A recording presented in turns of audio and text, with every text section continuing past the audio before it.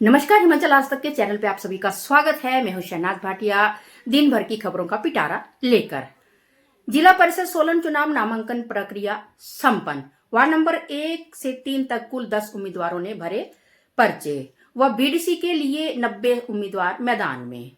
Topper बच्ची को call कर बोले सीएम आपने बढ़ाया हिमाचल का मान।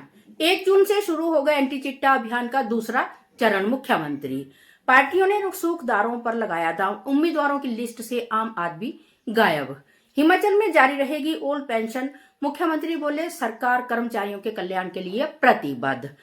आचार संहिता हटते ही शुरू होगी टेंडर प्रक्रिया। नगर निगम पंचायत चुनावों के चलते ब्रेक।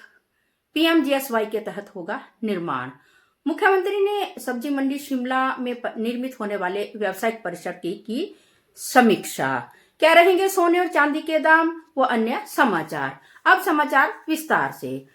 पंचायत समिति कुनिहार के आम चुनावों के लिए नामांकन पत्र दाखिल करने की प्रक्रिया संपन्न हुई। अंतिम दिन कुल 36 उम्मीदवारों ने अपने नामांकन पत्र दाखिल किए। राज्य निर्वाचन आयोग हिमाचल प्रदेश द्वारा निर्धारित तिथियों के अनुसार आज तक 90 नामांकन पत्र दाखिल किए गए।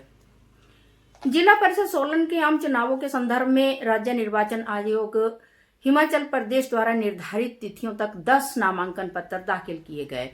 वार्ड नंबर 1 दाड़ला से वनीता देवी, सोमा देवी, कुमारी सुगंधा ठाकुर, मीनाक्षी ठाकुर व इंदु शर्मा। वार्ड नंबर 2 सूरजपुर से शशिकांत, संतोष, धर्मपाल, कृष्ण लाल, मनोहर लाल, रमेश चंद व कपिल देव और वार्ड नंबर 3 डुमहैर से सरिता रानी व आशा परिहार ने अपने नामांकन दर्ज किए हैं। यह जानकारी निर्वाचन अधिकारी व एसडीएम के निशांत तोमर ने दी है। उन्होंने बताया कि नामांकन पत्रों की छंटनी प्रक्रिया 12 मई को प्रातः 10 बजे से आरंभ की जाएगी। जिला परिषद निर्वाचन के लिए नामांकन दाखिल करने वाले प्रत्याशी 14 एवं 15 मई 2026 को सायं 3 बजे तक अपने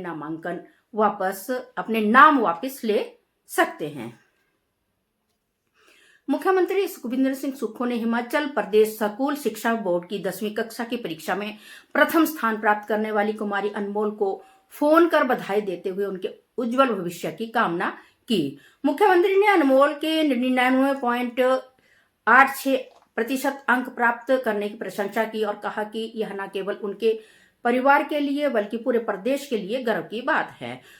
अनमोल ने मुख्यमंत्री को बताया कि वह अध्यापन के क्षेत्र में अपना कैरियर अपनाना चाहती है और उनके माता पिता दोनों शिक्षक होने के कारण वह भी समाज की सेवा करना चाहती है। मुख्यमंत्री ने अनमोल के मातृ दिवस के अवसर पर उनकी माता पिता को बधाई देने के बारे में पूछा, जिस पर अनमोल ने बताया कि उन्होंने अपनी माता को बधाई दी है। अनमोल ने अपनी पढ़ाई और सफलता के मंत्र के बारे में बताया कि वह प्रतिदिन 5 से 6 घंटे अध्ययन करती है। मुख्यमंत्री ने अनमोल के जीवन में निरंतर मेहनत करने और एक अच्छा इंसान बनने की प्रेरणा देते हुए उनके परिवार को बधाई दी। मुख्यमंत्री ठाकुर सुखविंदर सिंह सुक्खू ने नारकोटिक्स कोऑर्डिनेशन सेंटर एनकॉर्ड की बैठक की अध्यक्षता करते हुए कहा कि राज्य सरकार ने 1 जून से 20 अगस्त 2026 तक प्रदेश के सभी सरकारी विद्यालयों और महाविद्यालयों में एंटी चिट्टा जागरूकता अभियान के दूसरे चरण को व्यापक स्तर पर शुरू करने का निर्णय लिया है। उन्होंने कहा कि प्रशासनिक और पुलिस अधिकारी संबंधित क्षेत्रों में कम से कम 10 शिक्षण संस्थानों का दौरा कर विद्यार्थियों को नशे के दुष्प्रभावों के बारे में जागरूक करेंगे। उन्होंने कहा कि दवा निर्माण और वितरण को लेकर फार्मास्यूटिकल कंपनियों द्वारा नियमों की सख्ती से अनुपालना सुनिश्चित की जाएगी तथा दवाओं के किसी भी प्रकार के दुरुपयोग के मामले को गंभीरता से लिया जाएगा। इसके अतिरिक्त अवैध रूप से दवाइयां बेचने वाले दुकानों के लाइसेंस रद्द किए जाएंगे। मुख्यमंत्री ने कहा कि समाज में चिट्टे के समूल नाश के लिए सरकार प्रतिबद्धता से कार्य कर रही है ताकि एक स्वस्थ समाज का निर्माण सुनिश्चित किया जा सके। उन्होंने कहा कि राज्य सरकार ने उपायुक्तों और पुलिस अधीक्षकों की वार्षिक गोपनीय रिपोर्ट में नशे के विरुद्ध कार्रवाई और एंटी चिट्टा जागरूकता अभियान के क्रियान्वयन के आधार पर संख्यात्मक ग्रेडिंग शामिल करने का निर्णय लिया है। उन्होंने उपायुक्तों को निर्देश दिए कि एंटी चिट्टा अभियान को लेकर नियमित बैठकें आयोजित की जाए ताकि इस समस्या को जड़ से समाप्त किया जा सके। उन्होंने जब्त किए वाहनों और शराब के समय पर निपटान पर भी बल दिया ताकि इनका अनावश्यक भंडारण ना हो। हिमाचल प्रदेश में 4 नगर निगमों सोलन, मंडी, पालमपुर और धर्मशाला के चुनाव इस बार एक नए राजनीतिक परिदृश्य को उजागर कर रहे हैं। इन चुनावों में निम्न वर्ग लगभग पूरी तरह से अनुपस्थित दिखाई दे रहा है, जबकि भाजपा और कांग्रेस ने टिकट वितरण में संपन्न और मध्य वर्गीय चेहरों पर अधिक विश्वास जताया है। राज्य निर्वाचन आयोग के आंकड़ों के अनुसार चारों नगर निगमों में कुल 172 उम्मीदवार मैदान में हैं, लेकिन इनमें से केवल एक उम्मीदवार बीपीएल परिवार से है, जो कि मात्र 0.58% है। इसके विपरीत 116 उम्मीदवार एपीएल परिवारों से हैं और 38 उम्मीदवार टैक्स पेयर है। इससे स्पष्ट होता है कि नगर निगम चुनाव अब आम आदमी की बजाय आर्थिक रूप से मजबूत वर्ग की राजनीति बनते जा रहे हैं।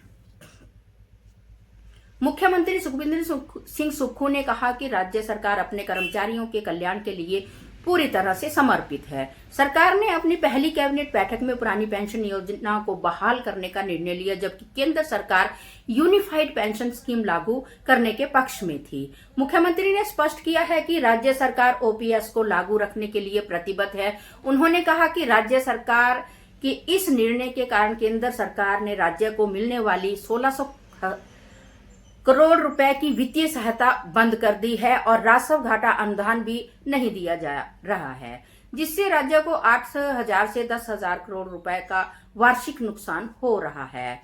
हिमाचल प्रदेश के लोगों के हितों को नजरअंदाज किया जा रहा है। उन्होंने कहा कि पूर्व भाजपा सरकार को राजस्व घाटा अनुदान और जीएसटी मुआवजे के रूप में बड़ी राशि मिली थी, जबकि वर्तमान सरकार को बहुत कम राशि मिली है। इसके बावजूद सरकार राज्य के विकास के लिए प्रतिबद्ध है। प्रधानमंत्री ग्राम सड़क योजना के चौथे चरण में सड़कों के निर्माण के लिए टेंडर प्रक्रिया आदर्श आचार संहिता हटने के तुरंत बाद शुरू की जाएगी। लोक निर्माण विभाग टेंडर संबंधित औपचारिकताओं को पूरा करने में लगा हुआ है। वर्तमान में वित्तीय और तकनीकी मूल्यांकन का कार्य प्रगति पर है। विभाग आचार संहिता की अवधि से पहले इस कार्य को पूरा करने का प्रयास कर रहा है। योजना के तहत सड़कों के निर्माण कार्य शुरू होने में प्रदेश में थोड़ी देरी हुई है। प्रधानमंत्री ग्राम सड़क योजना के तहत राज्य में 294 सड़कों का निर्माण की मंजूरी केंद्रीय ग्रामीण विकास मंत्रालय ने दी है। केंद्र की शर्तों के अनुसार 72 दिनों की समय सीमा के भीतर टेंडर प्रक्रिया पूरी करनी होगी। मुख्यमंत्री ठाकुर सुखविंदर सिंह सुक्खू ने आज शहरी विकास विभाग की बैठक की अध्यक्षता की और कहा कि शिमला में सब्जी मंडी, केंद्रीय व्यापारिक जिला परियोजना और हमीरपुर में सिटी सेंटर परियोजना के माध्यम से राज्य सरकार उच्च स्तरीय व्यापारिक और आर्थिक केंद्र विकसित कर रही है। उन्होंने कहा कि इन परियोजनाओं से शहरी क्षेत्रों में भीड़भाड़ कम होगी, संस्थागत अधोसंरचना मजबूत होगी और आधुनिक व्यावसायिक स्थल, स्मार्ट पार्किंग सुविधा और हरित सार्वजनिक क्षेत्र बनेंगे, जिससे स्थायी राजस्व सृजन होगा।